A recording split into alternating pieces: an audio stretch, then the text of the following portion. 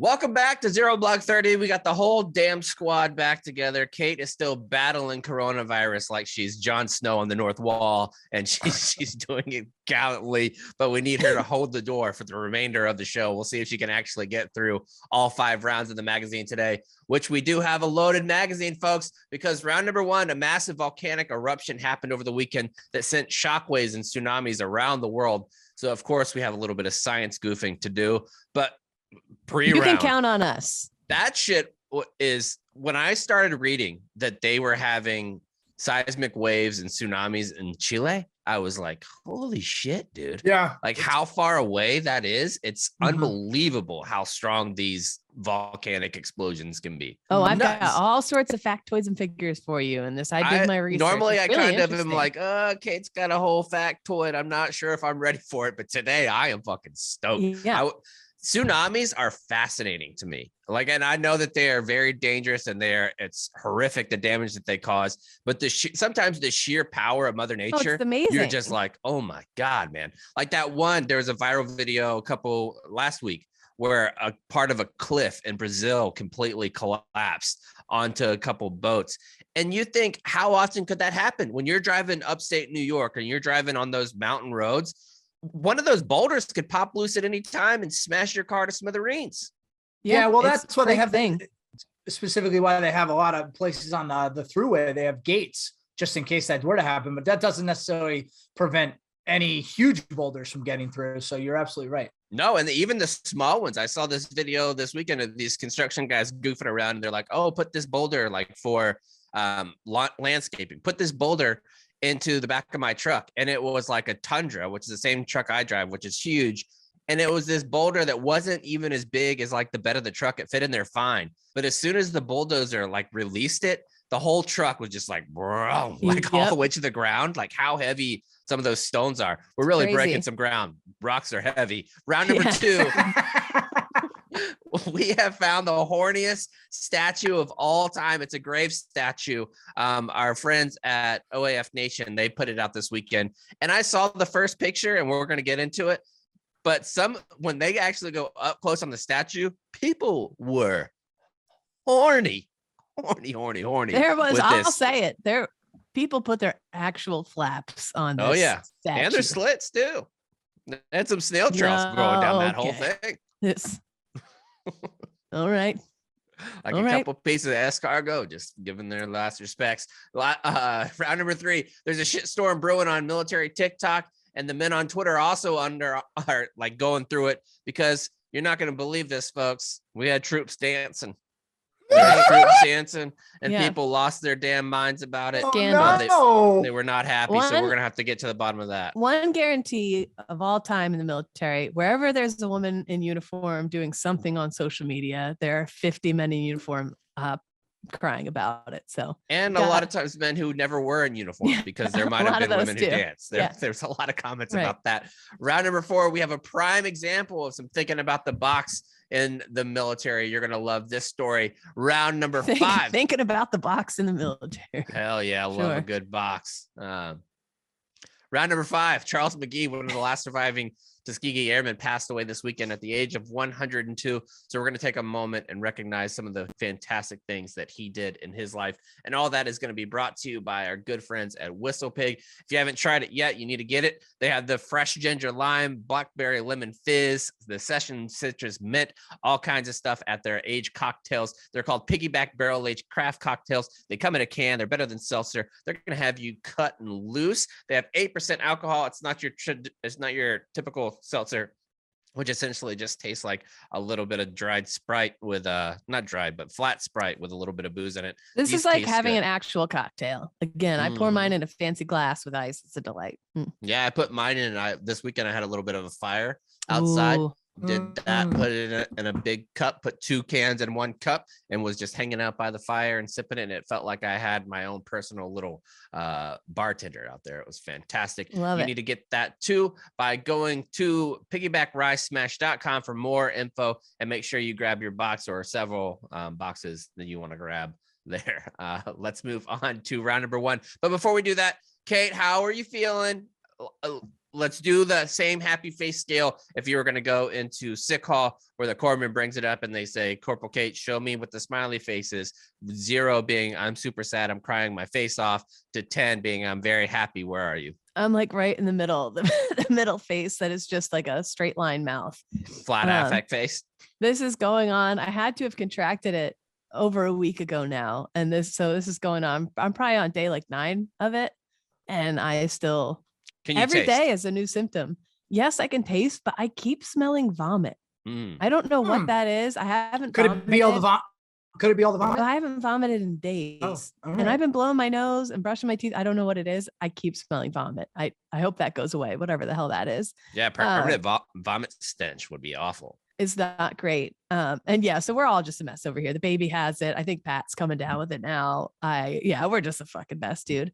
It's baby's teething. It's Kate, I sent a text to you in the chat and I was just curious if you knew what it meant. I said, hey Kate, sit rep. Did you know what that meant, or you just didn't see it? Situation report. There you go.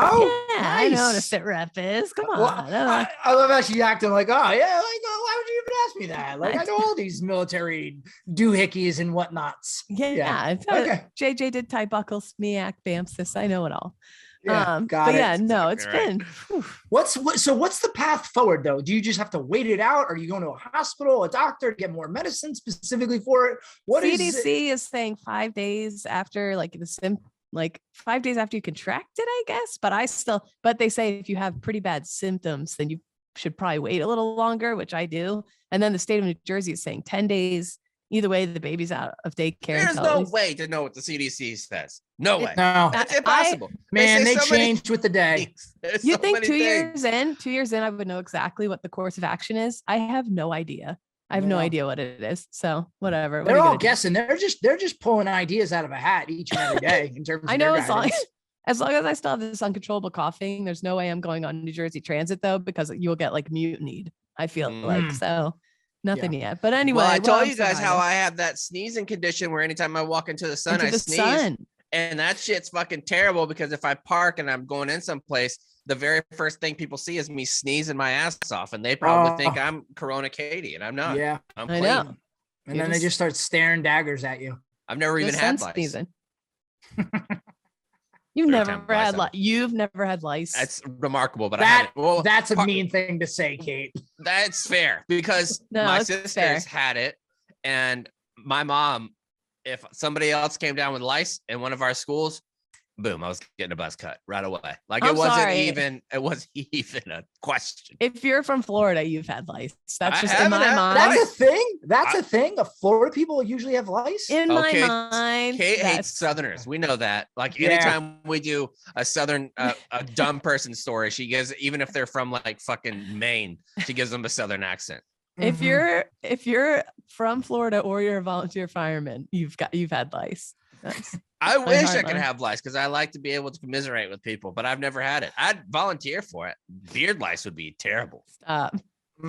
Just the worst. Just all those little lice crawling around on you and whatnot and getting all in the crevices. And none of you in the ZBT chat responded to my dandruff video that I sent the other day. No, I did.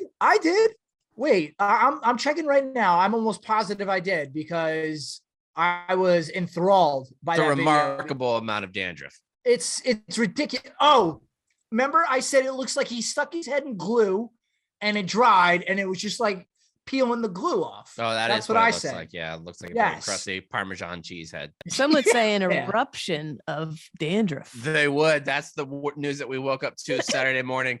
We logged online and that's where we'll start round one because these types of disasters, when they happen, when it happens in a place that I'm not super familiar with, like I love to pull up the map just to get like my surroundings of the area because some of these things, I mean, even though you try to act like you know where every place in the world is, you don't. I just found out, me and Cons found out, I think 2 years ago that the Galapagos were in South America. We had no idea. Yes, dude. That was a big mind blow. I remember that. I always thought by Australia. Where are those? Yes, I did too. And then they're like, yeah, no, right off the coast of South America. I was like, that can't be right. Sure, lo and behold, sure was. Yeah. Well, you know, Context Katie is going to tell you all about Tonga and where this happened. But first of all, have you guys ever heard of Operation Fiery Vigil or the Air Force Ash Warriors? No, but those are two amazing names. Okay, that's from a volcano in 1991 that we're going to get to. But first, what led me to that story was this last one over the weekend. Kate. Thank Busting you. out a 1991 volcanic teaser. Thank you. That's why we're the best in the biz. Shut the fuck up. This volcano is the Tonga Ha'apai volcano. And again, Tonga is a Polynesian country. It's an archipelago in the South Pacific. I love an archipelago. With over I love a good archipelago. This Tonga altogether has over 169 islands. Only 36 of them are inhabited, and the total population on those 36 islands is about 104,000 people. So not a huge country. We have been buddies with Tonga since World War I, and of course World War II, the island hopping campaigns, all that stuff in the South Pacific. And I didn't know this: the Royal Tonga Marines actually helped first meth in the Marine Corps in Al Anbar province, Iraq. They were there from 2004 to 2008, side by side. That's where I was. Marines. That's Fallujah area. Yeah, so you might have served with some Tonga Marines. Didn't even know the Tonga Marines were a thing. I love it. I'm learning so much. This particular, and these islands, obviously, a lot of them are volcanic islands. And the rim of this particular volcano was just peeking out over the ocean in the South Pacific when Saturday it was blown to smithereens. So the before and after, like you could see an island, and the after, it's like gone. This thing blew it sky high. The eruption was so strong, it damaged property, shattered windows, and sent measurable and visible shockwaves around the entire world. Like, measured instruments on the complete other side of the world picked this up. According to the U.S. Weather Service, the sound from the blast was picked up in Alaska, over 5,800 miles away. And real quick, here is what that sonic boom, because sonic boom sounded like in Fiji, over 600 miles away. And of course, and that sounds like a gun going off. At like close range. And you can't really get how loud something is from a phone or from a recording. I wonder if because there's people so close, if that's what it is 600 miles away, people that are closer, are they deaf? Like, did people lose hearing? Well, part of the problem is the tsunami, the shockwave, everything, it messed up communication lines. So I think they're still trying to get word on exactly what is going on in Tonga right now and the surrounding islands. So far, I don't believe to get in there to assess too. Yeah, yep, because the ash cloud fucks with planes and everything, and I'll get into that in a minute. But then a tsunami followed. So waves were up to 3.3 feet high in Alaska. Again, almost 6,000 miles away.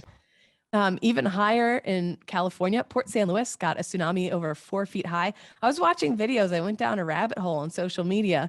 And people on inland tidal rivers, all of a sudden their yards started flooding the next day. And they're like, what the hell is this? And it's from that on the other side of the world. It's crazy. When you think about rising over 6,000 miles away, rising 3.5 feet, think about how heavy water is. Yeah. Like if you've ever emptied out like a kiddie pool, like just trying to grab a kiddie pool and picking it up on the side, that's like 50 gallons and you're trying to move it, and it's impossible for like a person to do unless you push this lip down and get it going and things like that. But to move entire oceans 3.5 feet, unbelievable strength. Yeah. No, I think like you hear like, oh, it's just a 4-foot wave. That's not that high of a wave. But when you consider how far away some of those examples, even if it's right next to it, moving water 4.5 feet is a lot. Yes. Yeah. The video from the beach in Tonga, there's been one video that came out from beach in Tonga, which was much scarier. Wave coming crashing in and slamming up over the walls. And over 620 miles an hour. That's faster than the speed of sound, which is what, 3 something, 2 something, 3 something. Well, I'm an idiot. I would have thought it was way faster than that. I think it's in the 300s. Maybe I'm crazy. At over 620 miles an hour, the ash plume rose up. Oh, you're talking about what's Mach 1 is like 720, I think, something like that. I think it's in and around there. Maybe it is 600. No. I mean, I'm 761 miles an hour is the speed of sound. There you go. Well, they said that the sound that everyone heard was a sonic boom. So it was going faster than that. At over 620 miles an hour, the ash plume rose up 10 miles high into the troposphere and would eventually reach around 20 miles into the stratosphere. That is up in the ozone layer where supersonic aircraft fly. That's like so incredibly crazy high up. It's wild. It's up to the ozone layer. At this time, this giant, massive cloud It contains a lot of fine particles that can create a charge. They're all banging into each other. Over 400,000 lightning strikes. Whoa. In the span of, which is crazy. You can watch it on these. It's amazing. The satellite imagery that we have, you can watch all the lightning strikes. It's insane. It's like that part of the world's just exploding. And this puts tons people are sending me pictures of that. And they're like, look, it looks like a butthole. Like, dude, hundreds of people are dead. I'm not going to be butthole goofing. We're not going to make light of this one. Right. As of now, I don't know what the death toll is. They don't believe it's, I haven't seen much of anything yet. I don't know. But they also believe tons of toxic sulfur dioxide goes into the stratosphere. We don't know the amount, but this could cause acid rain that could destroy crops. I didn't even think about this across Tonga and Fiji. And if there's enough of it, it could cause global cooling. The best example of this was the large Pinatubo eruption in 1991 in the Philippines. Have you guys ever heard of this? Nope. It was the second largest eruption in the century. It killed nearly 1,000 people, and it injected 20 million tons of sulfur dioxide into the stratosphere. It lowered the entire Earth's temperature by a whole degree. Wow. Over the course of a year. And this is where the Air Force comes in. The United States Air Force had a base there where this was in the Philippines. They initiated a massive airlift effort to evacuate over 20,000 service members and their families immediately following the first small eruption before the big one. This was called Operation Fiery Vigil. For months, the volcano had been getting squirrely. So there was like tremors and earthquakes. And then on June 7th, magma started coming out. And then on June 10th, so just 3 days later, the DOD was like, you got to get 20,000 people out of this massive base. And you got to do it. How is that not a fucking movie, dude? And you have to do it right the fuck now. That would be an incredible movie. 5 days later, the second largest eruption of the century went, and the base was covered in over a foot of ash. The ash was so heavy, it was collapsing buildings. Nobody could communicate. Transportation was halted. No one could go anywhere. People were trapped. And then that September, so just a few months later, a lahar, a 20 to 40 foot high and almost 200 foot wide, it's like a molten mud tsunami, went along the southern edge of Clark Air Base, sweeping away a security policeman who was, thank God he was rescued. In November, the Secretary of the Air Force visited to pay tribute to the ash warriors, people who had to stay behind throughout the volcano. Yeah, I was just thinking, like, to pick that shit up, like, you got one gunny out there, like, pick up all that ash and put it in your cargo pocket. Like, how do you get rid of that much ash? But also, where do you even put it though? Let's say you have all the means to pick it up. Where do you put it? But also, can you imagine 20,000 people are getting evacuated from this massive base, and they're like, "But listen, PFC, we're gonna need you to stay. Like, this volcano is gonna erupt next door." And I'm sure those letters back in the non-digital age got lost, and there somebody goes to the VA for their ash warrior lungs, and it's not service connected. Yep, absolutely. Ash warrior lungs. I mean, I imagine that fucks you up pretty good, dude. I mean, that much, and you're there for months at a time. Like, you're the only ones in the area. It's got to be like walking on the moon. Now I picture, say I'm the commander, and I'm like, "Cons, chaps, this volcano is about to blow, but you guys have to stay behind. We have this super secret building. Oh, all you guys got to watch it." Like, all the shit bags are like you guys are staying back. Like, yeah. Oh, you wanted to be late? Good. Now you're an ash warrior. But would you stay? Would I stay? Or would you go AWOL? I know chaps would stay. Probably Marine me at the time. I would have stayed because I would have wanted the stories. Like, and that, to me, that was part of doing everything, is like you volunteered stuff, so you have stories to tell. Having that one in your back pocket's a pretty good bar story if you're trying to impress 23-year-old Kate. That's a really good trump card. I think I would stay too. The ash warrior walks in and Kate's like, hello. Oh, is that one of the ash warriors? Ooh, wow. Coughing like the black lung pop. Yeah. Well, I've never heard that story. I didn't know. And the logistics too, like, I imagine 20,000 people, they could take nothing with them.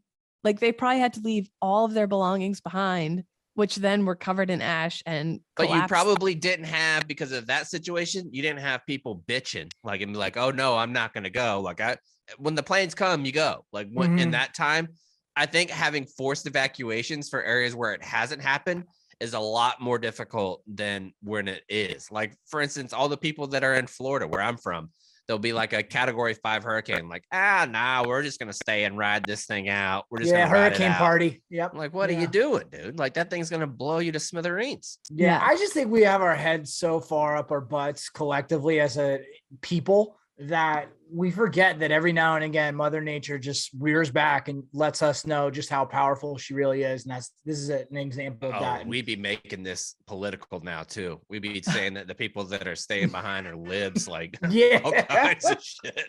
Yeah, absolutely. Bunch of crunchy granola nature freaks just sticking it out. Ash. My family's been smoking barbecue for 20 years. I ain't worried about no damn ash, you sissies. Let's see what this ash does with my AR-15 firing into it. All these libs always want to get rescued when there's a little bit of ash in the air. Yeah, well, fuck them. Anyway. Not my ash, not my problem.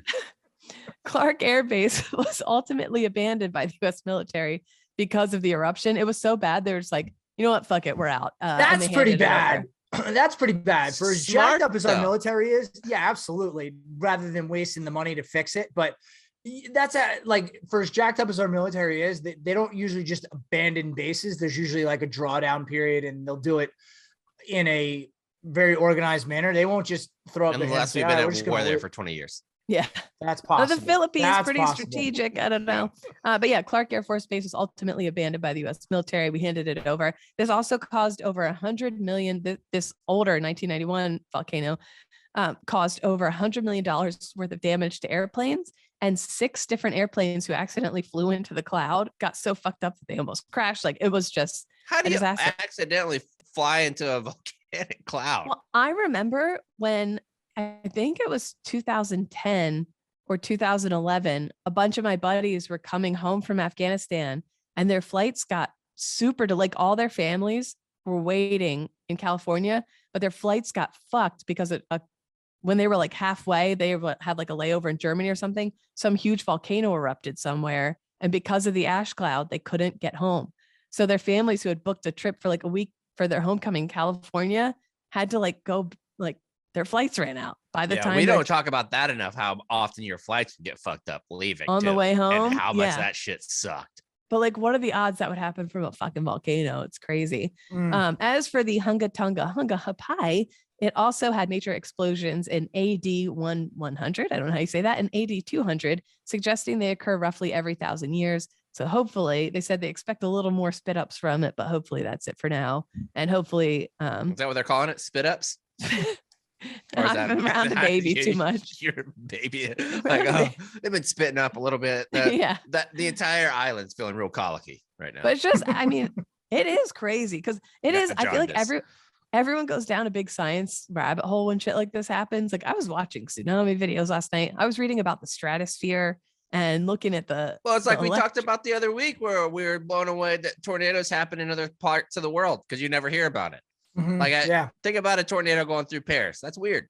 That is very weird. I thought, a lot of people probably think tornadoes only exist in like Nebraska and Iowa. Hey, that's like ours. That. Yeah. Heck off. Well, I saw something. It was like a tornado in Japan. I was like, what? Yeah. That is weird. That's American. It's very American. You're right. Leave that to us. That's our natural disaster. Hey. Yeah. Leave it alone. We don't come over here with some fucking typhoons. Yeah. Don't you blow on me. Yeah. And then when I got explained to me that a typhoon is just a different hemisphere's hurricane, I was like, you gotta consolidate those terms. Like, that's gotta be just one term. Should just be I thought a typhoon was something completely different than a hurricane. I thought it was like a wave tornado when I was a kid. Typhoon condition 5, baby. That'll get you going. That gets the old blood pumping big time. Speaking of, don't blow on me. All right. So there's these statues that are out and about. That sometimes you see a story on like a different military Instagram page or like a history, and you're like, that can't be true. And it caught my attention, and not because I'm a pervert, but the picture that was on the old timeline, because there's this woman who is attractive. She's wearing a small little mini skirt, and she's legitimately straddling what's a tombstone. It's really. a grave. It's a grave, but it has like a legit metal statue laying down, prostrate on the ground, and where this woman goes and straddles it. Yeah. And so around the world, people do look at statues as like good luck. There's all sorts of statues where you'll see the whole thing is like rusty, but there'll be a copper area where people rub for good luck. Like the Blarney Stone, there's like a slimy spot where everybody's kissing it. John Harvard, the statue at Harvard, everybody rubs his left foot. On the sassier end, Wall Street, the bull's balls are like, everybody rubs those things. They're polished gold pretty much when the rest of the bull isn't. Well, we have one up at school, General Sedgwick's statue, and it said that if you're like doing really bad in a class, what's that? What school? West Point. Where? Yes. Oh, okay. Yes, West Point. Yes. There's the statue of General Sedgwick, and it said if you are doing really bad in a class the night before you have a really big test, you go out at midnight in your full dress uniform, underarms, and you spin his spurs on the statue. And that's supposed to bring you luck to pass the test. I thought it's you hid your little cheat codes behind the spurs for the other students to take. No. Anyway, on the sassier end of this, I thought the horniest statue of all was the Crazy Girls in Vegas. It's that row of like 8 women who are just wearing thongs facing the wall at the Crazy Girls Club. No ifs, ands, or ... butts at the Riviera, and all their butt cheeks. They're like so crusty and dirty, but each one of their butt cheeks is just polished because all the men go over and they're rubbing the cheeks and getting the photos, whatever. Or ladies. But you're right. I was wrong. The horniest one of all is the one that Chaps brought to my attention from OAF Nation, and it is Victor Noir's grave in France. He was an ordinary man. He lived from 1848 to 1870, and he was an apprentice journalist. Wasn't there a long time, but was there for a good time. He was having. Let me tell you, Jason Derulo vibes. We'll get to that in a minute. Mm-hmm. He was an apprentice journalist in Paris, and overall, generally remembered as an unimpressive fellow. But poor Victor Noir found himself wrong place, wrong time. He was the cousin of Emperor. Oh no, I'm fucking this up. Keep it rolling. I'm gonna power through. Yeah. So this guy's a journalist. Okay. Got it. The cousin of Emperor Napoleon III, Prince Pierre Bonaparte, was angry about an article that had been published in his paper. Because of this, he challenged the editor of the paper to a duel. Well, the editor sent poor Victor on his behalf. Victor, Victor is basically like Vindog. Yes. Is there a way we could bring back duels, but in a more updated fashion to where we're not actually killing? Bugle Yeah. sticks. Okay. All right. Cool, so let's do that. Victor doesn't write the article that makes the prince mad, but he still gets sent by the paper as like the representative to this duel. Mm-hmm. When Victor was in the middle of establishing a time and place for the duel, things got tense. The prince lost his cool, pulled out a pistol, and just killed him. It was that is not good duel etiquette. No, there's still etiquette among gentlemen in a duel. Right. And that was not it. Sorry. Right. Victor's murder enraged the public. They were already not happy with the political situation in the country, and the murder of a journalist by a member of the emperor's family was too much. He became a symbol of revolution. Over 100,000 people attended Victor's funeral, and sadly, of course, the royal got off on the murder charge, and this led to demonstrations in the streets. Despite his status as a bit of a martyr, he was buried and kind of forgotten about for 20 years. However, in 1891, his name started to become the talk of the town again. After the establishment of the Third French Republic, his body was moved from his hometown to a cemetery in Paris, a more prominent area. And to help honor his name and what he died for, a renowned French sculptor was given the job to put a sculpture of Victor on top of his grave. Using drawings for reference, the artist chose to depict Victor lying down on the ground with a hat next to him. And the one he got every detail: hair on his head, creases in his shoes, line on his face, and his enormous meaty cock. Oh yeah, this guy's got an absolute bulge. If he was wearing gray sweatpants, people would be coming themselves in the streets. We're talking about, I mean, this is a Lyndon Johnson. Oh yeah. This is a Jason Derulo in This is Marky Mark and Boogie Nights. This is Jason, what the fuck is his name? And forgetting Sarah Marshall. The bulge in this statue, I shit you not, goes down to the top of where his knee would be. Mm-hmm. And I'd say it's about 4 inches across. And we have to assume it's flaccid because he's dead. Style, yeah. Yeah. So people immediately started noticing this. And over time, the Victor statue has become, it's a symbol of like sexual satisfaction and fertility. Women from all over come to the cemetery to kiss his lips, rub the bulge on his trousers. And like this statue is like green. And then his dick is just bronze. These ladies are shining it up. They're like, I don't want any of the pants. I don't need any of the jacket. I don't want his face. There's a little bit smudge on his face, but it's mainly, I mean, if you could imagine, it'd be like I essentially wearing some leggings with hot dog buns on the side, like in there, and it's just gripping it, the old wiener, and giving it the old polish. Yeah. And they say, look, if you want to get pregnant, you touch Victor's right foot. If you want to have twins, you touch his left foot.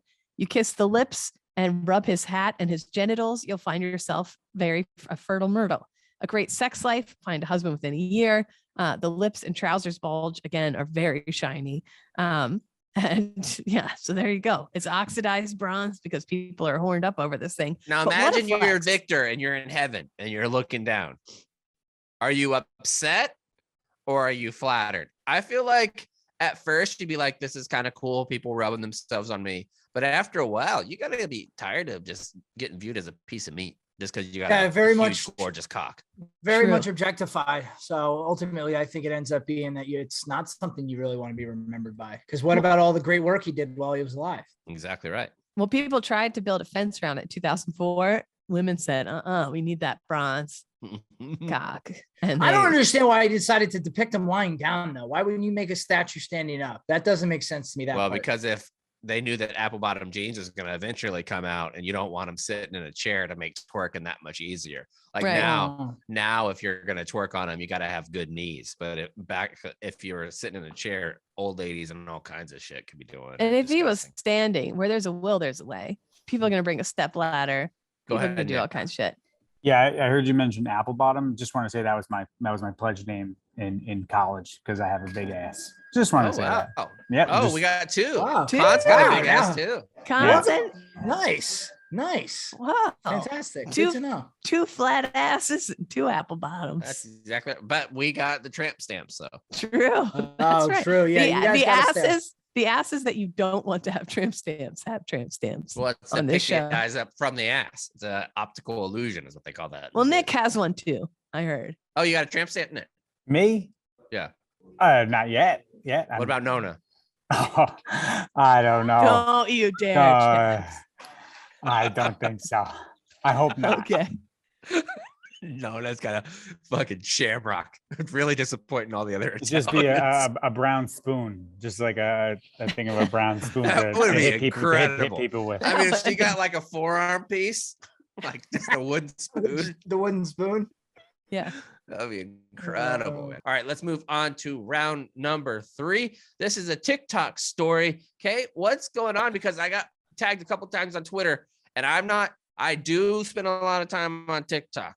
I do not spend a lot of time going through like different personalities. It's just like whatever comes up on my For You page. That's all I look at. And I just like to laugh on there. I'm not following people's fucking information and shit. Yeah. Well, led me to this. I kind of just lurk in a lot of women military pages on Facebook to kind of see what the latest is, like what's actually happening on active duty or whatever. And a ton of the pages were buzzing about this on Facebook. So I knew it had to be a big deal on TikTok if it's made it to the other social media sites, whatever. So basically there's PFC Joelle. She's an Army medic on TikTok with about 210,000 followers. She does basic military humor, mental health awareness, and she talks about misogyny and sexism in the military. She calls a spade a spade. It's nothing disparaging or that. She's just like, here's what's happening. And let's be better. Which, in all honesty, I think just from the jump, I think the DOD looks at social media when it's a junior troop like this, or even senior troops, and they have huge followings that doesn't go through a PAO, that doesn't go through any type of chain of command, and you have a serious outlet, deep down, they fucking hate it. 100%. They can't monitor it at all, and they can't rightfully say, hey, you can't do this because they're allowed to be on social media. Oh, yes, they can. But which we'll get to. But to me, if the military wants to combat a culture of misogyny, sexism, racism, it's people like PFC Joelle who are doing the best job of changing the culture of it. She's in a funny and just straightforward fucking way. And it's not like, all about that. Like I looked at her, like it's 95. It's like our show. It's just light and goofy. It's like being in the smoke pit with your buddy, like just fun shit. But to me, she is the way to go. This is who the Army should be looking to, actually. But that's not what happened. So she sees this video by another soldier, Sergeant Gallimore.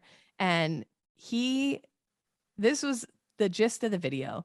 Here's the caption. When she needs an AAM, what's an AAM, Cons? Army Achievement Medal. But when she needs an Army Achievement Medal to pick up E6, and First Sergeant says, meet me at the office. And basically, you get the gist. It's the First Sergeant fucking Quid pro quo. Quid pro quo, right? That's the joke. So that she can pick up rank, this is a hacky, tired.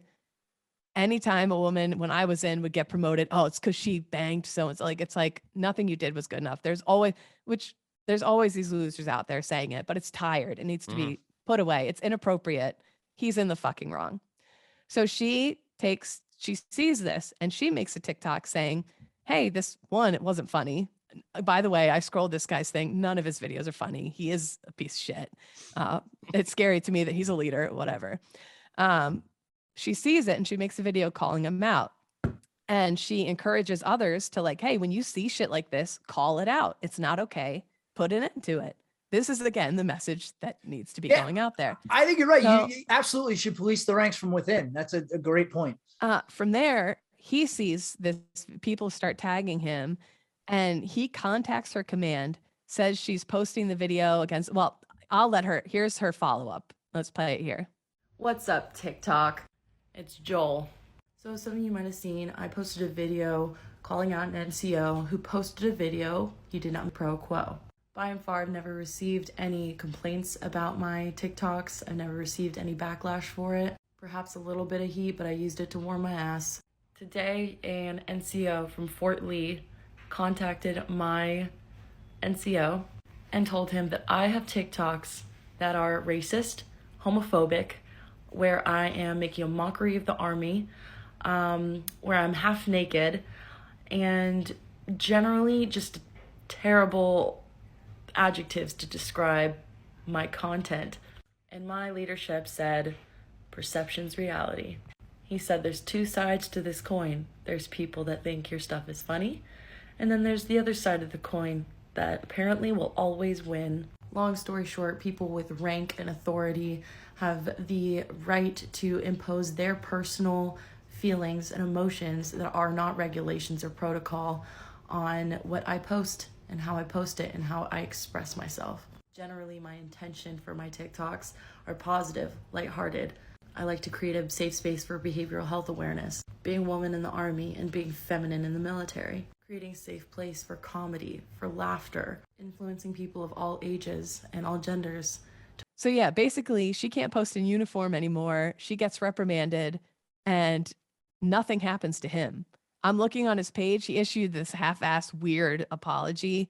And he still has weird videos about women on his page. He's still posting in uniform. Nothing happened to him. And now tons of others are like, this is fucked up. So now the Army didn't do the right thing. And so now it's picking up speed. There's tons of other TikToks now. There's kind of a movement happening where both men and women from all different ranks and even higher ranks were commenting on her post saying, wow, that's really wrong. The Army did you wrong here. That sucks. And it's all just so you don't have to, like, the response from the Army is a very typical response from a mid-level command, like where you have like a battalion level command where you don't want the smoke from your superior officers and superior enlisted either.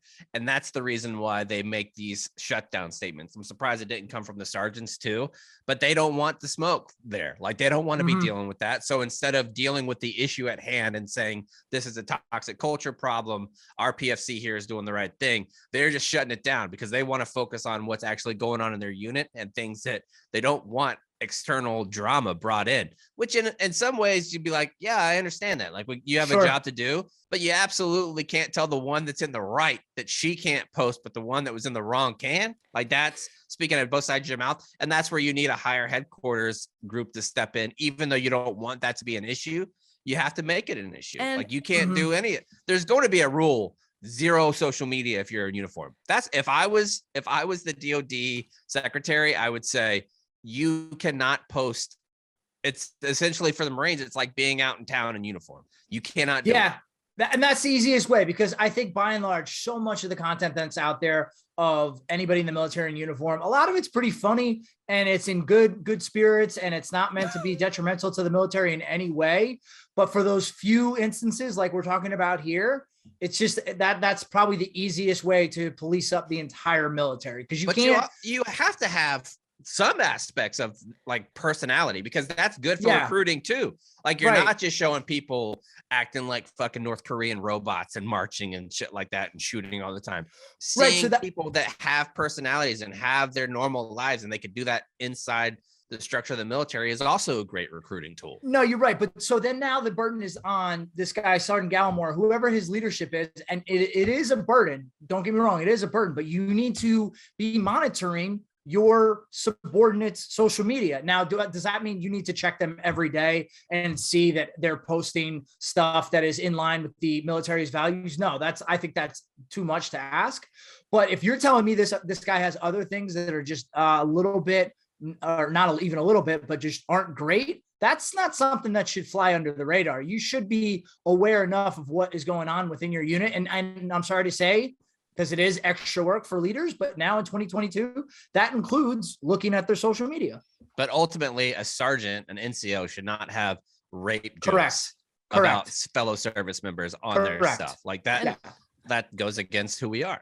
And also, I just feel like, again, there is such a double standard when it comes to what men in uniform post online versus what women in uniform post online, that what gets shit on and what's seen as okay and what's not okay.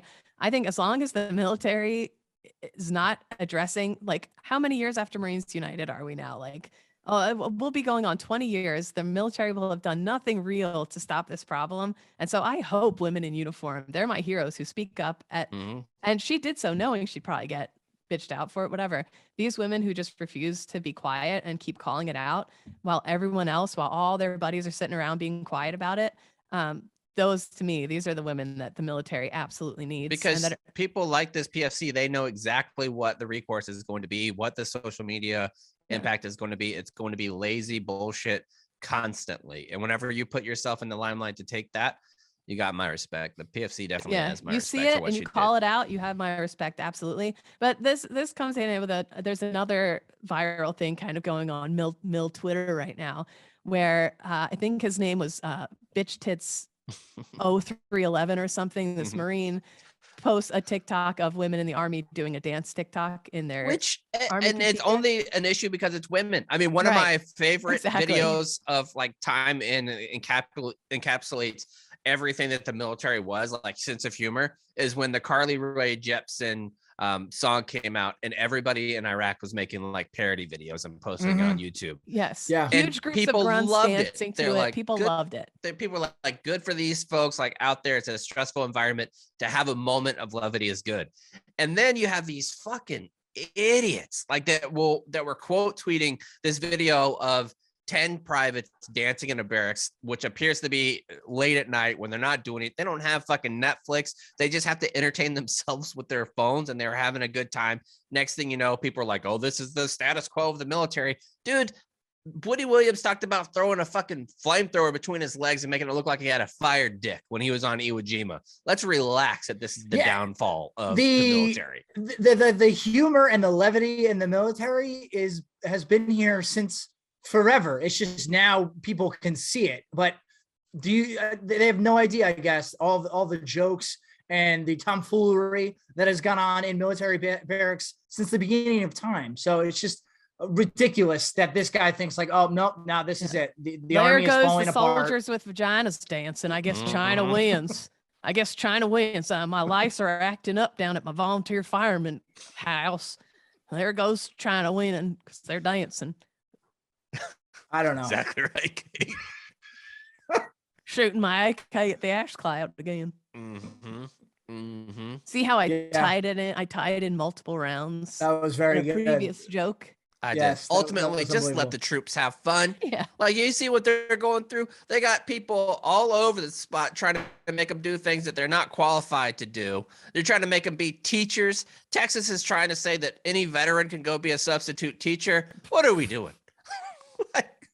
Have you heard the way that we talk? You don't want us in schools. You'll have Sergeant Gallimore in there with your kids. Yeah. No, thanks. No fucking thanks. Thank you. Fuck that. I mean, seriously, all the different things that are going on, and that's what we're worried about dancing. We're not worried about dancing. We should be worried about crocodiles, which they were. This video came up, or not video. It was it's just like an old memorandum, and I believe it's from the Vietnam time period.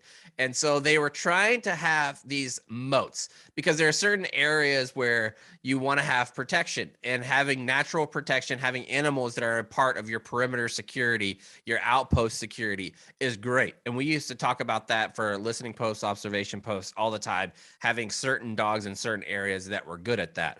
And for dogs that are going to go to a listening post, observation post, you want them to be quiet for long periods of time, that have that aren't naturally like super alert, like we're alert to the point where they're aggressive, where they're looking out into the woods and they see something move and they're going to bark at it. You want one that can alert you with their ears, with their tail, that something's going on out there, because that is a psychological deterrent. One, when people know that you have animals. Think about Ramsay Bolton. Like, Ramsay Bolton was super intimidating in Game of Thrones because he had the cane corsos that were ready to eat your fucking face off if you came through. Getting through animals is a lot different and more difficult to getting through humans, because humans are naturally going to fall asleep. They're going to be less alert. They're not that way with animals. They had an idea, these moats and these swamps around the base that they wanted to keep. They were going to bring in dogs to do this. Well, they didn't have enough trained dogs to do this. So the guy, I believe this lieutenant colonel, or the colonel that was in charge here, was looking for outside the box examples. And so this memorandum comes out and he says, look, we got to reduce the number from 30 to 15. We got to ensure the dogs are all water spaniels or Labrador retrievers. Other breeds are considered unsuitable for existing condition. They're going to be submerged a lot. So dogs that naturally like the water a ton. The second point of his memorandum, in lieu of 15 dogs deleted from the original request, substitute crocodiles. Endless lagoons existing both sides are under taxiway and a runaway considered ideal areas for hungry amphibians, would greatly enhance the defenses against VC infiltration. So Viet Cong is what I assume that means. He, if necessary to comply with the spirit of Buy America campaign, Florida alligators considered suitable substitute for crocodiles. So he's saying, look, we got this thing that came down from Congress where we got to make America great again. We got to have America first whenever we have our contracts. We cannot be buying them Filipino fucking crocodiles. We got to get them from Florida. We got to get the Florida gators, baby. Yep. Yeah, which they don't say, but alligators are smaller than bigger than crocodiles, and they're not as limber. So it's not a 1-to-1 substitution. No, if you want to have a more, I would have gone with caimans, but again, it's very difficult to find American caimans. Right, a bunch of little caimans would have been a delight. I want to rip on this, but I also it's genius. Wow, how could you? I love, because I feel like in the military, it's scary to have a wacky idea that you say out loud, especially at that level. I like this guy, the cojones, to say, look it, let's get American. And I wouldn't think it's that wacky. If you were coming through a night post and you are shining your little red moonbeam so it doesn't pick up a bunch of shit, and next thing you know, you see a bunch of alligator eyes in the water, and you have like fencing that keeps them in, you got to go through alligators. I'm going the other direction. You know how you defeat that? A couple packs of hot dogs. Have you ever been to Gatorland? True. No. Oh man, you just pay $5. They give you 2 packs of hot dogs. You walk around on these like wooden Gatorland. Where is Gatorland? Florida, of course. And then you just whack alligator hot dogs. farm, Kate. You just whack How hot dogs dare at you? their heads. In St. Augustine? I don't know where I was, but I know I was hitting gators with hot dogs. Hot dogs were bouncing off their back. Do we need to call PETA? You were throwing hot dogs at alligators? What's wrong with you? I love it. I thought they were going to be jumping up out of the water. They were not. They were so bored. They were just getting hit with hot dogs. Yeah, because they're probably just so tired of crazy tourists from Pennsylvania coming down and throwing hot dogs at them all day, every day. I know the answer to this because I worked with working dogs, but the people who work at like alligator farms and do that, where they will just essentially bring in a wheelbarrow full of chicken breasts and chicken thighs and stand right on the edge and just toss it in there. That's a ballsy job, man. Like just being the alligator keeper. I've said it before. I think anytime, even in a quote unquote controlled environment, anytime you're tangling with a wild animal, you are susceptible to having that wild animal revert back to its instincts and hurt you. So I think you got to be a little bit off if you're doing that sort of thing. I feel like there's like a wide range of like, there's people like me who, if I had to go back to a cubicle job, I would wither up and die. I'm pretty sure I got ADD, like pretty bad. And I just can't hit. And I feel like people who know they can't do that will find any other way in life, any other way. And sometimes that's dangling chicken in a crocodile pen. Hey, yeah, like these guys, there's these videos that I see of these dudes that work in, and ladies that work in these exotic snake houses where they bring out like the vipers and like they trying to put them into buckets and they're super poisonous. No shot. I'm doing that job. But they probably just couldn't do cubicle work. And so they're like, well, I guess the snake farm's down the road. No chance those dudes could be an accountant. I feel like there's got to be an option other than cubicle work before you go right to the freaking snake house. Well, I don't think so, Cons. I think that would be my least preferred job to have, would be that. Snake farm? Snake farm. Anything to see do that snake church? I'm a big reptile guy. No. Snake church? Yeah, there's a bunch where I'm from. I understand it, chaps, because as we know, the snake is merely just the devil incarnate. So I'll say this one more time. I went down to visit somebody on Fort Bragg whose husband, they had a house there. They had 3 kids. One of the bedrooms, a small Fort Bragg enlisted housing, one of the bedrooms wasn't for the kids. It was for his snakes. That's not a person you need in your life. I'm sorry. Snake people are weird. And if you're listening and you have a snake, just know that I think you are weird. Yeah, they were nasty ass snakes. And he was like, it's feeding time. You want to come up and watch? I was like, no. No, I'm all set. Yeah. No. Also saw a video this weekend. I had no idea. Did you know snakes fart?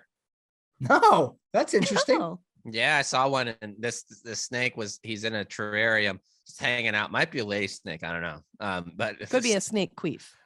True. So the snake's like all coiled up, like it looks like it's ready to like strike at something. Next thing you know, the snake goes and like it does like a strike fart, and the guy was laughing. He's like, I've never heard a snake do this. I've been around snakes 25 years, and I've never heard it do it. And then it reached back again.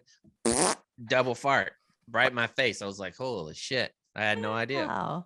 Oh, interesting. That. Yeah. You experience different things that the older you get in life. And I haven't even been to 102. So I can't imagine what I would see, like our subject of our last round. What do we got there, Kate? Yes. Charles McGee, a Tuskegee Airman who flew 409 fighter combat missions over 3 wars, has died. He was 102 years old. Vice President Harris and Secretary of Defense Austin on Sunday announced his death on Twitter, both of them calling McGee an American hero. While I am saddened by his loss, I'm also incredibly grateful for his sacrifice, his legacy, and his character. Rest in peace, General, wrote Austin, who did not specify where McGee died. The Tuskegee Airman is the nickname of the first African-American unit to fly combat airplanes in World War II. McGee was among more than 900 men to train in rural Alabama from 1940 to 1946 after the Army Air Corps was forced to admit Black pilots. About 450 deployed overseas and 150 lost their lives in training or combat. McGee was one of only a few pilots, white or Black, who flew combat missions in that conflict and during the Korean and Vietnam Wars. That's crazy. That's crazy to do World War II, Korea, and Vietnam. That's wild. Yep. And especially after, and it's well documented, troops of color who came home after World War II were not treated with any sort of fucking horrible. And he still volunteered over and over. You could say that one of the things we were fighting for was equality of opportunity. We knew we had the same skills or better, he told the Associated Press in a 1995 interview. After he turned 100, McGee was accorded an honorary commission promoting him to the 1-star rank of Brigadier General under a congressional measure signed by President Donald Trump. The Tuskegee Airmen deployed 251 enemy airplanes, destroyed They were awarded a total of 150 distinguished flying crosses for their service, 8 Purple Hearts, 14 Bronze Stars, 3 distinguished unit citations, and 744 air medals and clusters for their service in the U.S. military. So pretty impressive life. Charles McGee. Yeah, if you haven't read some of the background, and not from like a movie, but like if you haven't read some of the background of what happened in the Tuskegee Airmen, it is their boot camp situations that they had to go through. It's absolutely remarkable that they wanted to continue with their service. It'll blow your mind if you've never read it. Yeah. Let's move on to save rounds and alibis, which today is going to be brought to you by our good friends at Simply Safe. If you haven't checked out Simply Safe, make sure that you do it. They have the best home security system in the biz. You can get all kinds of things that you would possibly need from our friends at Simply Safe, like their 1080p outdoor camera that makes everything super easy to monitor what's going on. One of the things that I like about having it now is that whenever it's attached to my phone, if I get any type of alert, like, oh, you left the door open, it lets me know. And like, hey, it doesn't say this, but it basically should. Hey, McCartney's dumbass left the back porch open once again whenever they let baby You should Dale talk in. to them about letting you program it that way. Yeah. I just need an alert like McCartney went outside, like mother of God. That should not happen at all. We love Simply Safe. It's because everything that you need, including indoor, outdoor cameras, comprehensive sensors, all monitored by around-the-clock trained professionals. Make sure you get 20% off today by going to Simply Safe, and your first month is free when you sign up with the interactive monitoring service. That's visit simplysafe.com/CBT. Again, simplysafe.com/CBT for 20% off your full system. It's the best deal that you're going to find all year right here with Simply Safe. Let's do a little bit of save rounds and alibis. Nick, we'll start with you. Yeah, it's really loud here in HQ, so I'll make this quick. I worked in corporate America for 15 years, and I would gladly go dangle the chicken in a crocodile pen before I go. So thank you. That's fair. That's fair. Cons? Chaps, you see that video of the dude dealing with the steaks on the grill? The steaks? Yeah, the guy who opened steaks. The guy who opened the grill, and there was a big fiery ball, and he had 6 or 7 steaks, and he just put them right on the table to get. You didn't see that video that was floating around, I think yesterday? I can't believe you saw it. Chaps, even I saw it. Even Grill Twitter was on my. I don't know how you missed it. I didn't see it. Yeah, Nick saw it too. I was just so surprised that he nothing. A plate or a tray, nothing out there, and he just put those steaks directly back onto that dirty ass table he had outside. I was just curious what you thought about that. And then speaking of food, Alex and I went out to dinner on Saturday. And if there's anybody listening who has been a server or is a server or works in the food service industry, please explain something to me. So we get there, I drop her off because it was frigid here this weekend. I'm talking single digit temperatures. So I drop her off at the front of the restaurant so she can just walk right from the car into the restaurant and doesn't have to deal with the cold. Gallant move by me, no big deal. That's just standard for the course. And so I go and I park. But when she walks in, there were a few people. It's a smaller restaurant. There were a few people sitting, but there were certainly a few open tables. And like, oh yeah, no, we can't sit you until your full party is here. And she says, oh, I'm just waiting. He's just parking the car. I'll be here in like 2 minutes. Do either of you know why restaurants do that? Why they don't sit people until their entire party? Like, what's the difference of her sitting at the table versus standing in the doorway waiting? Because sometimes desperate people lie and their full party's not coming. So then the liar gets sat, gets drinks, gets whatever, and then like half the table never shows up, but they still, at least it's too late now. We've got our drinks, we got our this, and now we've got the table. I used to be a hostess, and people are fucking scumbags. Yes, that's why. Okay, that makes sense. I actually, and I'm not begrudging the restaurant. I really like the restaurant we went to. It's delicious. I was really just genuinely curious. What type of restaurant do you think you're most likely to run into somebody who's an asshole as a patron? I think steakhouse. I think steakhouse. Steakhouse for sure. Why? Because steakhouse gets people that don't normally go to fancy restaurants, but it's like an occasion, so their expectations are, which your expectations would be high, but sometimes they're a little crazy town. I feel like.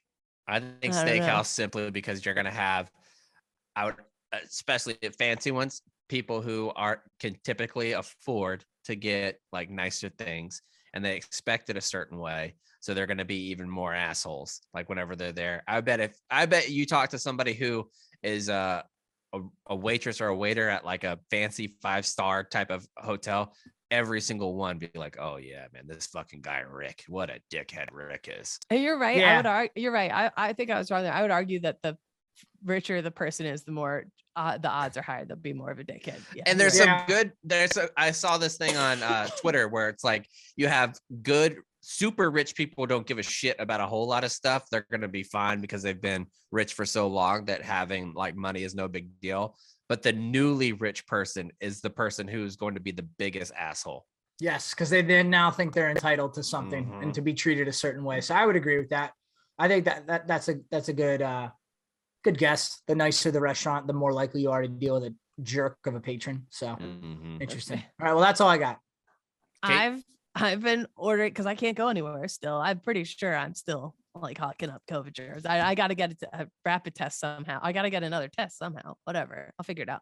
Anyway, I've been ordering food for delivery from like 10 feet away, from like across the street. Yeah. And then I'm like, can you bring it all the way up to the 3rd floor and leave it at my door? COVID. They're probably like, ew. Oh God. Ew, David. Ew, David. Ew. So nothing on my end. I feel like the Marines making me hydrate. Your girl was peeing out of butt for many days. Oh yeah. Many days.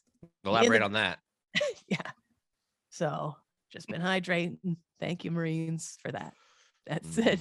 I got nothing. We had a huge storm here the other day and gust of wind 75 miles an hour. And it was like 30 degrees outside, 35 degrees outside, blew all the power out.